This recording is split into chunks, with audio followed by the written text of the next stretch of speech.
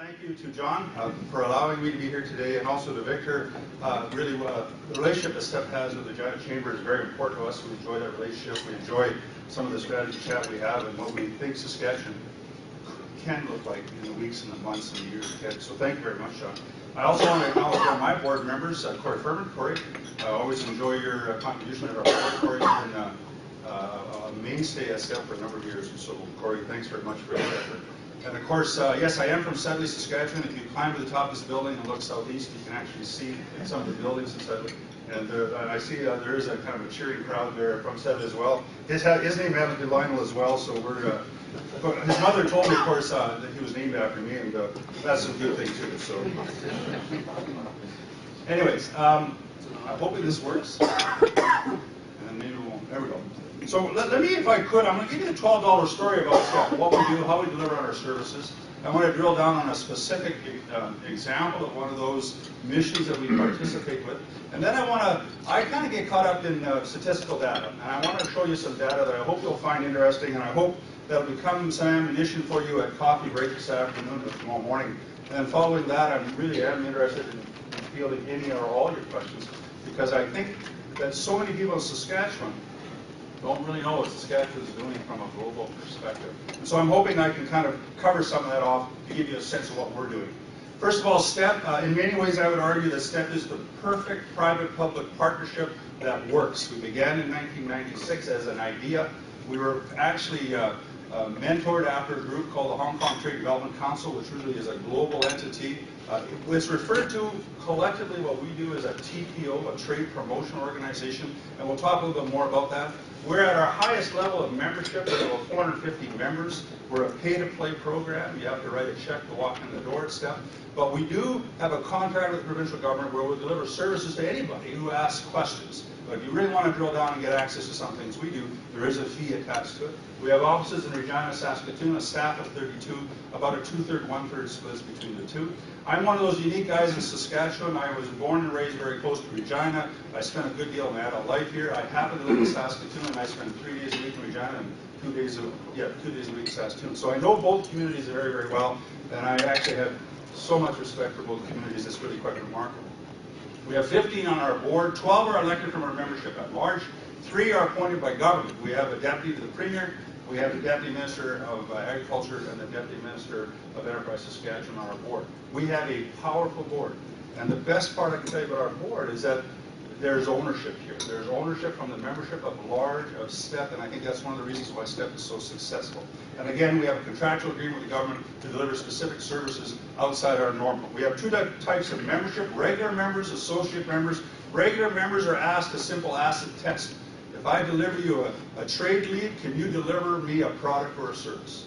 Sounds simple, but we have a lot of people walking in our front door who have the world's greatest mousetrap, but they haven't built the mousetrap yet, and they don't know it's going to cost them, and it's still an idea. We can't help those people. There are other agencies that can, but we can't. If you can answer that first question, it works. Associate members, in many ways, are everybody else. In fact, many of you in this room would be classified as an associate member, and many of you are.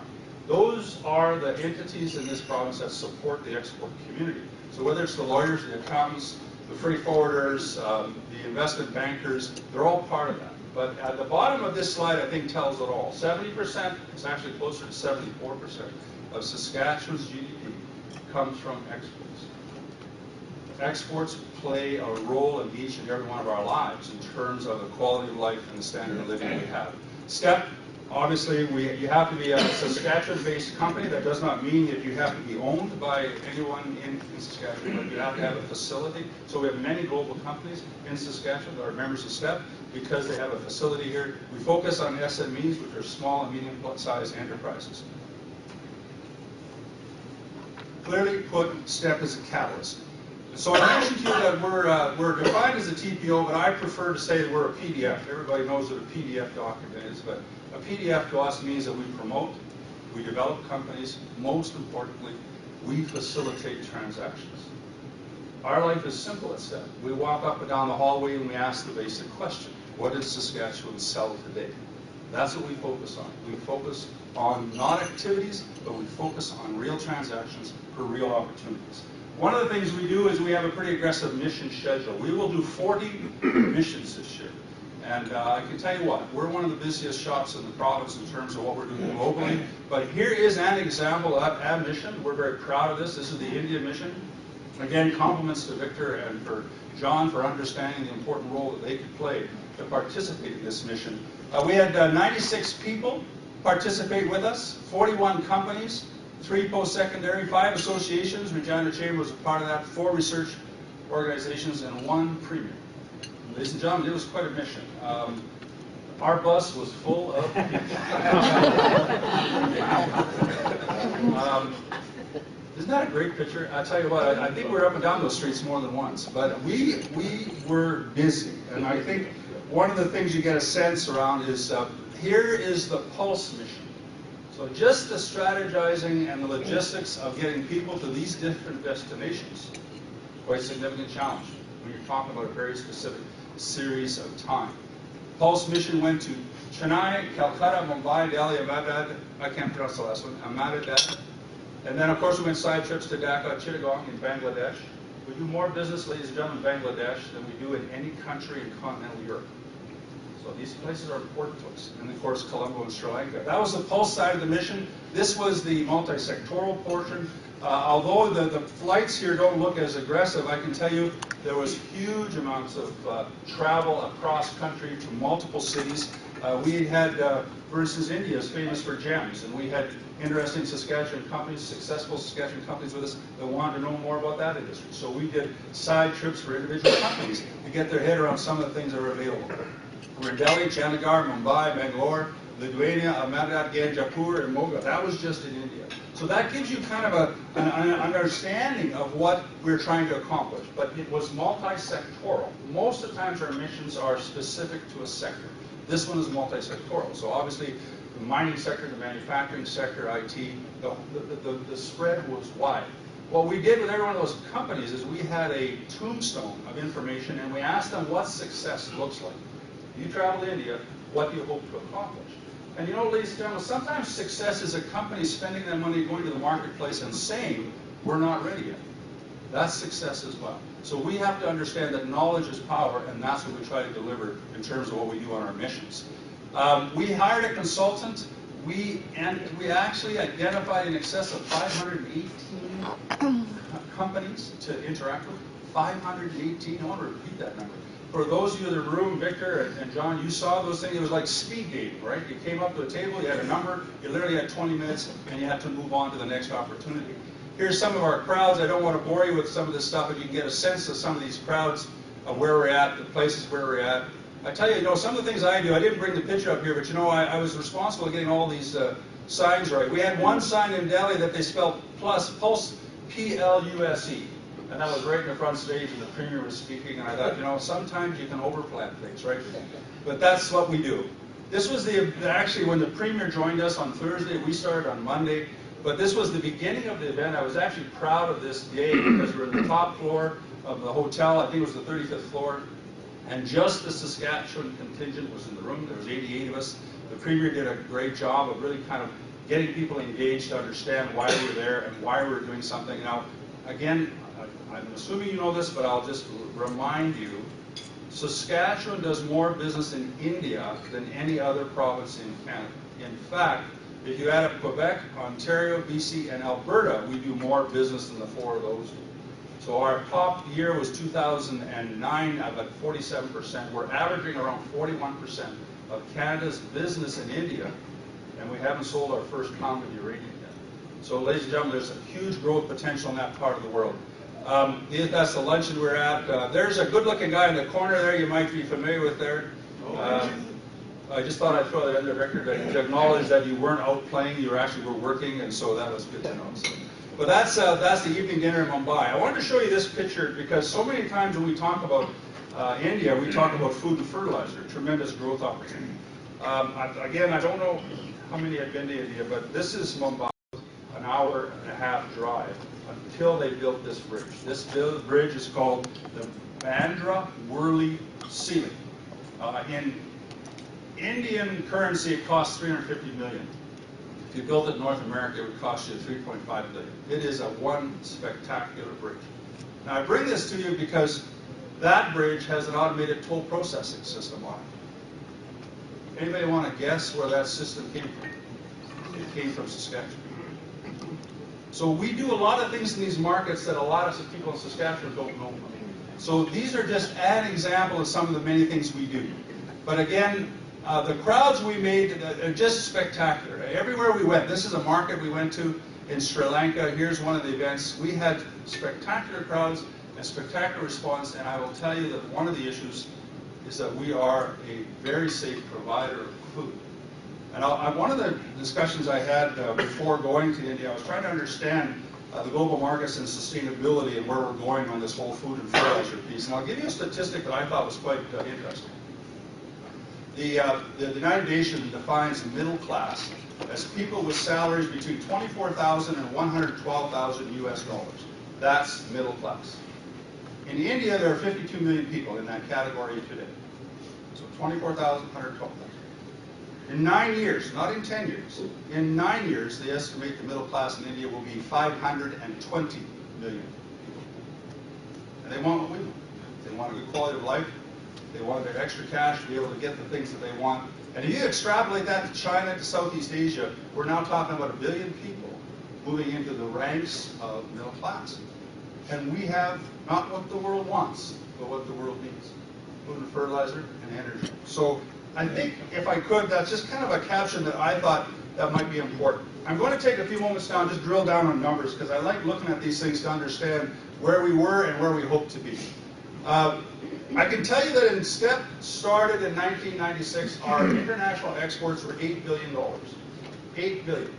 Last year, 2010, we were at $24 billion, almost $24 billion. We'll end the year 2011, we estimate at $28 billion worth of international exports. That does not cover domestic exports in Canada. I can tell you it's about 50% of this number, which is about $14 billion. So we'll do about $42 billion collectively out of Saskatchewan.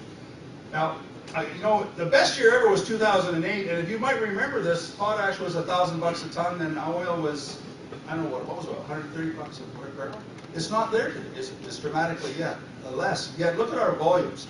Our numbers are really quite incredible when you look at the rest of Canada, and I'll talk a bit about that in a minute. Who are our customers? The United States, of course, is important to us, 60% on average. But China and India leaped over Japan and the United Kingdom about 3 years ago, and we don't see that changing. In fact, we see the China-India gap getting bigger and bigger and bigger as we move forward. Just so you know, Alberta is 88% of their business goes to the United States. Ontario is 85, 86%. The only one that's better than us is British Columbia, and they've done some good things, and I'll talk a bit about that. But other than that, and this is not saying anything about the negative about the Americans. We love that business, but we view that opportunity as incremental growth as we go forward. The rest of the world will be exponential growth for us, and that's really what we're concentrating on. Here's a quick slide how we rank. We're number 5 in Canada, 2009 to number 10. On the outside, I'll drill down on that last column later, but just for the record, Saskatchewan is the #1 exporter per capita of any jurisdiction in Canada today, tomorrow, and the day after. But we're way ahead of Alberta and everybody else, basically. We are the largest exporters per capita of anybody. What do we export? Energy, food, potash, uranium, manufacturing. That is the 5 that represent about 92% of what we do. It's interesting, in 2009, now for about 20 years running, energy has been #1. Agriculture has been #2. And in many ways, I would argue, governments looked at agriculture over the last 30-year window, maybe longer, as a bit of a liability as opposed to an asset. I will tell you the world's changed when it comes to agriculture. In 2009, food was actually the #1 exporter out of Saskatchewan.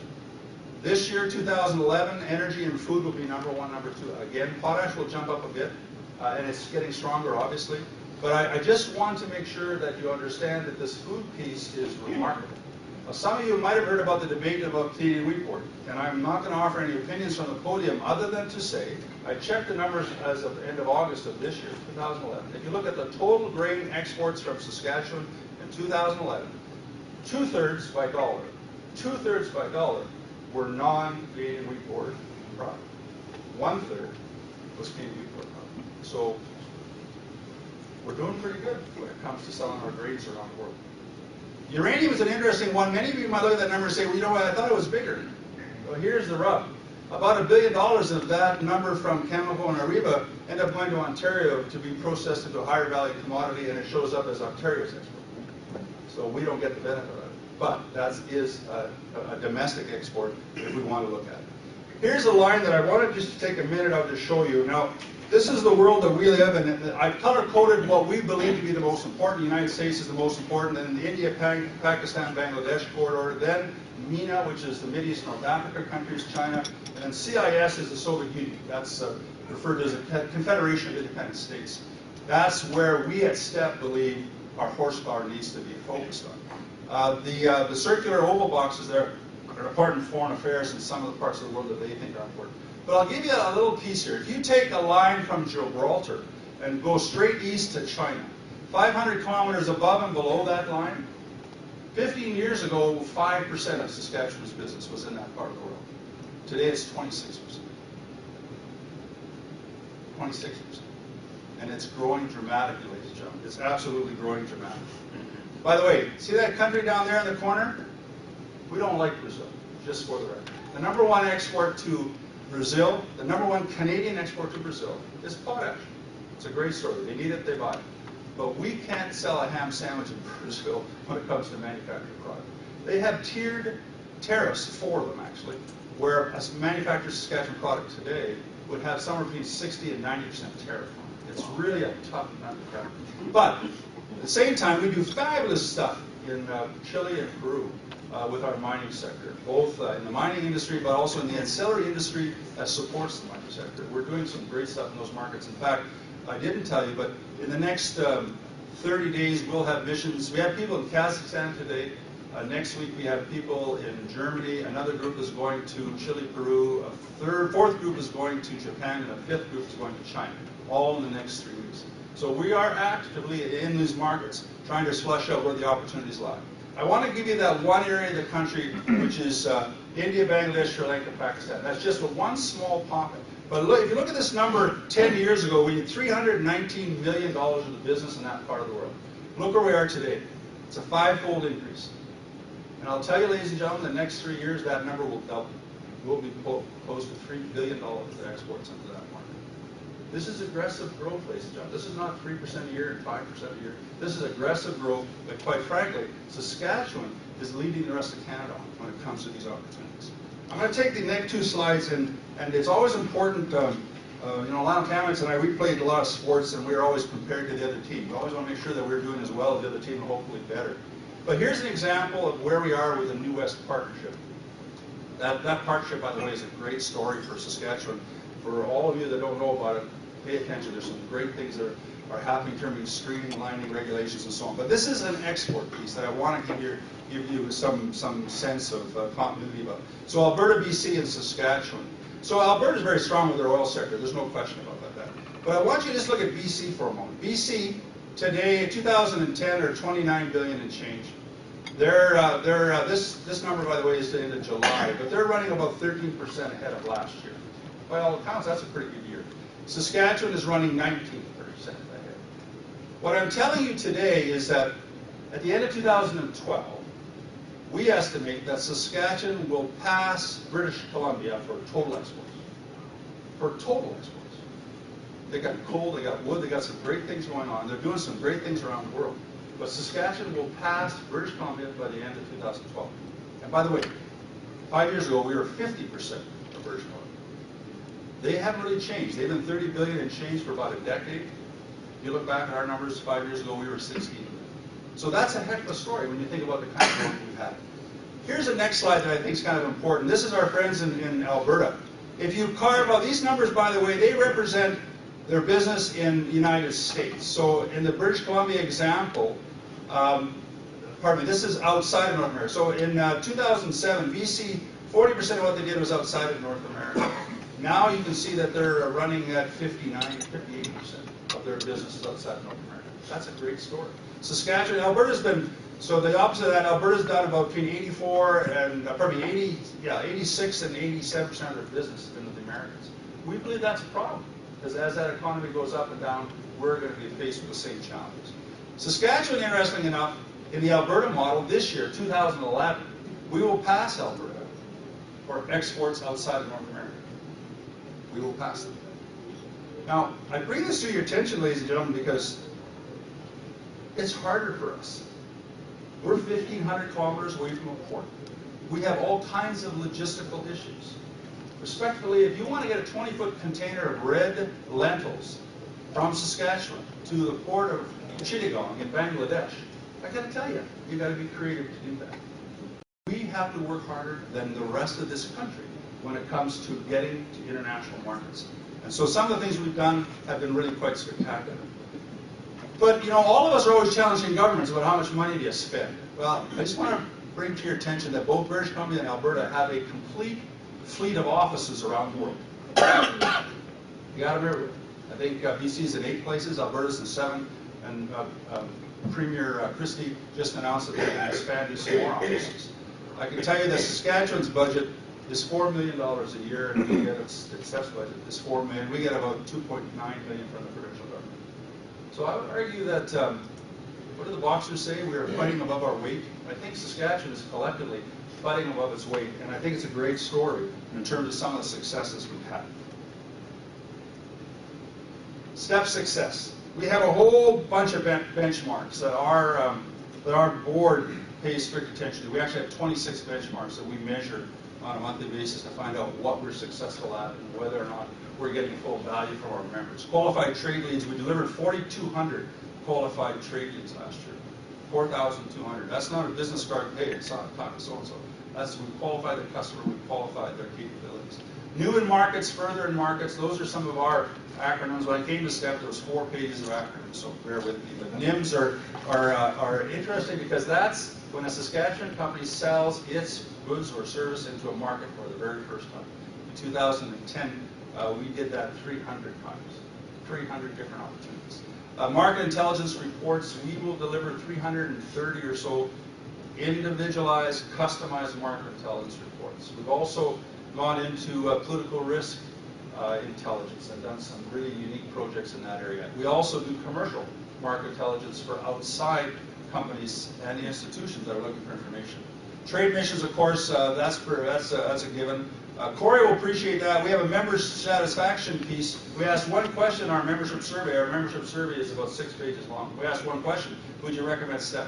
For the last 3 years, our score has been 100%. So we decided, well, what the hell do we do next year? So we changed the way we scored it. But the message I want to pass on is STEP members like STEP.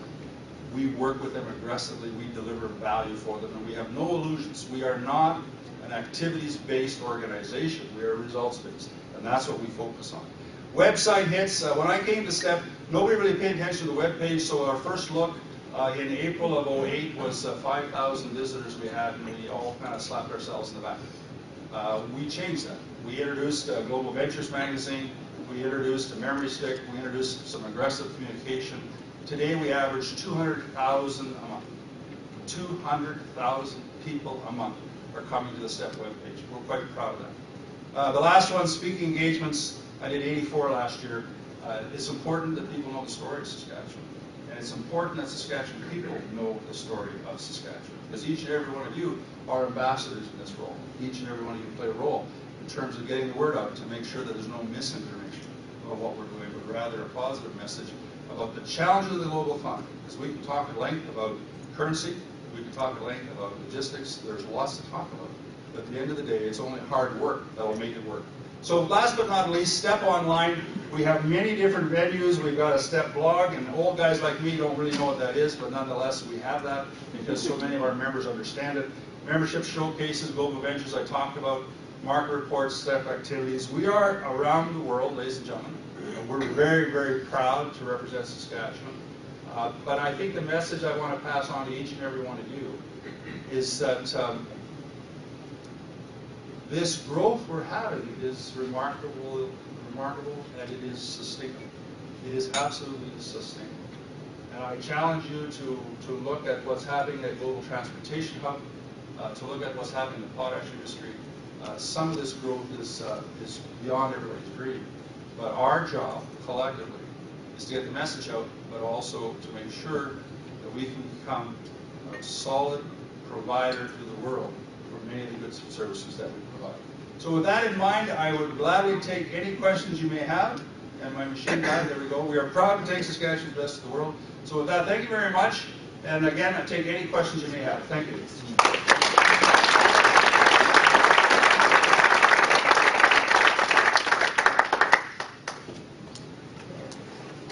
Thanks, Lionel. I guess the first question that I have here is how important is the global transportation hub to Saskatchewan's export future? I'm wearing my hat now as a STEP CEO, knowing and understanding what's going on in global transportation hub. It's critical to our success. And I'll tell the same story in Saskatoon and North Battleford and in Yorkton as I'll tell here. It's critical to Saskatchewan. We have transportation links that we have to get our heads around. So I'll give you a quick example. For discussion's sake, we export up until about 15 months ago about a 10 million metric ton. We have existing growth that'll take us to 30 million metric ton. We've got new growth, new stories that'll take us to 100 million metric ton. But right now we're shipping about 10 million metric ton. If we take our capacity of our railways and move it up tenfold, we got huge issues of logistics that we have to think smarter on. And the Global Transportation Hub is one of the examples of how we can think smarter about how to get our products and services. So add an example, I don't know the last number, but the last time I checked, there's something like 3,500 or 4,000 empty containers that go by our door every month. We can't get those trains to stop.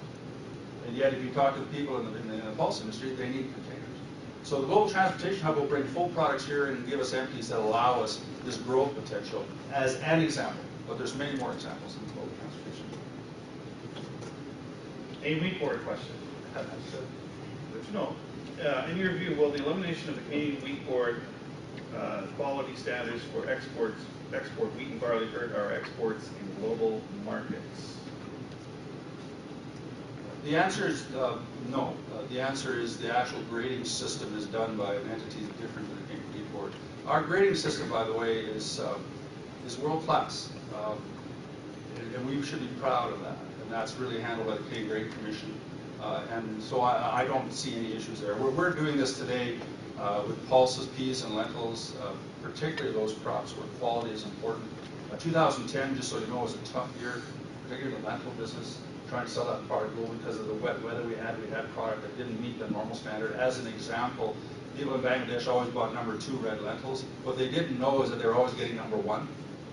Last year they got #2, but the #2 was way in the bottom of the scale, so they thought that they were getting a raw deal. So some of that is communication. But in terms of the grading standards, there's two different systems, so I see no issues there. Okay. On your slides, you noted that 60% of our exports go to the United States.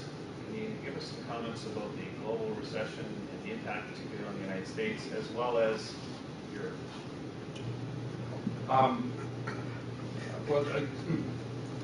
Yes, I can. But as a board member, Corey will know that we had a fairly aggressive board meeting the other day where we were in the middle of a 3-year plan and we had 1 year left to go. Because of what's happening in the global economy, we threw that out the door and we drafted a new global plan that we're going to table with our board actually next week. First and foremost, hard work always pays off. And I can tell you in the world that I come from, people like internet and all that great stuff, but the first transaction never happens on the internet. The first transaction always happens face to face. So we have two different programs in place. One, the 40 missions I talked to you about. What I didn't talk to you about is we have a number bigger than that of people that come to Saskatchewan. Yesterday we hosted a gentleman from China who single-handedly 15 years ago converted Saskatchewan yellow peas into starch and makes Chinese vermicelli noodles. You know, the dark brown noodles? Chinese vermicelli. Well, yesterday I talked to him. He will, in 2011, will import 600,000 metric tons. By the way, the Chinese always pay their bills, so they're great marketers to work. 600,000 metric ton is about $350 million. I always call him Mr. every time I see him, because he's really important to us. So going back to your piece is that whatever the global economy is, it is, but we will still be in those markets because it's not a come and go function. It's a consistent function to be in that market on a regular basis, and we're going to continue. Okay, last question is, We consistently hear about how important SMEs are to the economy. Can you comment on how important some of the large businesses are to the Saskatchewan economy, particularly related to exports? Yeah, absolutely. It's a great story and it's a great growth. I'll give you two examples I think that are really cool. The first one is, I don't know how many have been inside the potash mine, but air quality is a huge issue in the potash mine. And you always have this taste of salt on your lips, but it can get worse than that. We have a company in Saskatoon that over the years created technology in the potash industry for air quality. Today that company sells their product to 38 countries in the world. So we would call that an ancillary industry to the mining industry. It would never have happened if the potash industry would have been here. But that's just an example. I'll give you a second example. I think it's a great story, and it's a Saskatchewan story. I was a part of a webinar. We do a lot of this technology stuff, a webinar. We had a company in Saskatoon, I was in Regina, and we had a consultant in Chile that we hired to identify some engineering companies in the mining sector. Now, this company in Saskatoon had some really unique technology that could predict defaults in the ground and the potential of earthquakes and what would happen if your mine collapsed. And I was sitting at this webinar, and it was the engineering firm that was now tasked with working with the gold mine that collapsed in Chile. And I'm sitting here watching this PowerPoint and watching the question, the dialogue going on, and I'm just amazed. There's a great story about that Saskatchewan company recently that's doing even some more things in that whole geophysical piece. That company wouldn't exist today if we didn't have these platforms in Saskatchewan called the mining industry, whether it's in uranium, whether it's potash, whether it's gold, whether it's diamond. All of these have created the ancillary capacity that we've become global leaders on. And just a sidebar to this, we're talking about the radio stations don't call me anymore when it comes to the fluctuation of the dollar going up and down, because it's a problem. It's a problem managing this. But here's the broader context. If you compare our currency with the euros and Chinese dollars and the Indian dollars, we really haven't changed very much. But the other part of this is that our products that we've been successful with are very specialized. And I think about the ag sector as an example. You know, we have 2,000 air seeders running in Kazakhstan. You know, I don't know what's an air seeder worth today, $350,000 a hit. This is pretty impressive. But we have lots of examples in the mining sector where it's a specialized product. So the global competition, for instance, might be the Germans. Now, how many of you know that the Germans sell around the world as being the cheapest provider of product? They're not. They're a provider of quality products. Well, so is Saskatchewan. And we need to take the high road in terms of how we compete on a global scale. Excellent. Thank you very much, sir. Appreciate it.